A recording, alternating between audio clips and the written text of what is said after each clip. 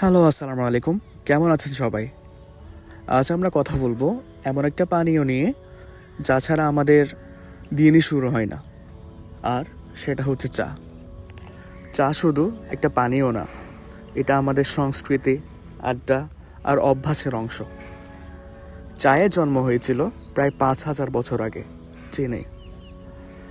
একটি কিংবদন্তি অনুযায়ী চীনের সম্রাট সেনং গরম পানিতে গাছের পাতা পড়ে যাওয়ার পর চায়ের স্বাদ আবিষ্কার করেন। সেখান থেকেই চায়ের যাত্রা শুরু। পরবর্তীতে চা ছড়িয়ে পড়ে জাপান, কোরিয়া এবং ধীরে ধীরে ইউরোপে। 1700 শতকে ব্রিটিশরা চায়ের প্রতি খুব আসক্ত হয়ে পড়ে।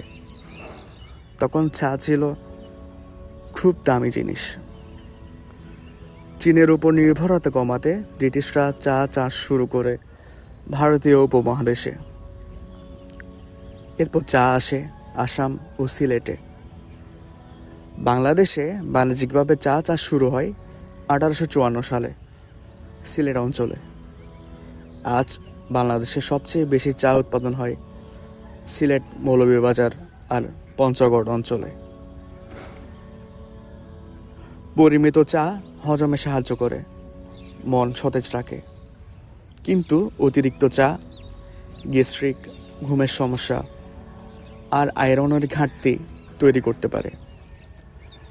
সবশেষে বলা যায়, চা খারাপ না, কিন্তু অতিরিক্ত কিন্তু কোনো কিছুই ভালো না। আপনি দিনে কত কাপ চা খান? কমেন্টে জানাতে ভুলবেন না। আর ভিডিও ভালো লাগলে like, share and subscribe to our channel please.